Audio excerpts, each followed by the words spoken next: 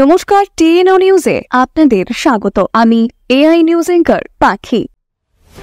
মানুষ লোভের বশবর্তী হয়ে, অজ্ঞানতার বশবর্তী হয়ে কতটুকু নিচে নেমে যেতে পারে তা গ্রান্তরে গ্রাম পঞ্চায়েতের একটি ঘটনার দ্বারা বোঝা যায়।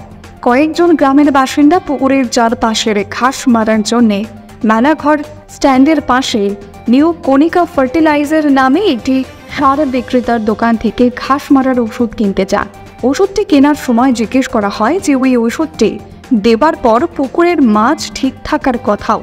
এর উত্তরে দোকানে কর্মরত সুমন দাস দোকানের মালিককে জিজ্ঞেস করে বলে যে এই ঔষধে পুকুরের কোনো মাছের ক্ষয়ক্ষতি হবে না।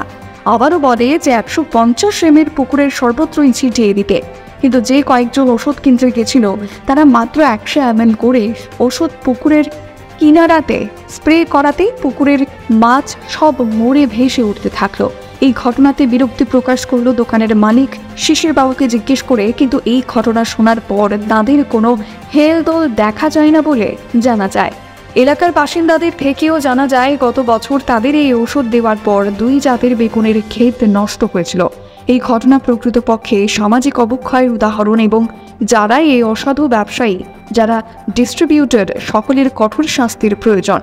মানুষের জীবনহানির শাস্তি যেহেতু আছে, এইরূপ সামাজিক জীবের হানিরও কঠোরতম শাস্তি হওয়া অবশ্যই দরকার। কারণ এই অপরাধীগণ ভয়, শাস্তি ও কঠোর দণ্ডের পরিভাষা বোঝে। এখনকার মতো সংবাদ এ পর্যন্তই। পরবর্তী নিউজ ও আপডেটস দেখার জন্য অবশ্যই চোখ রাখুন টিএনও নিউজের পর্দায়।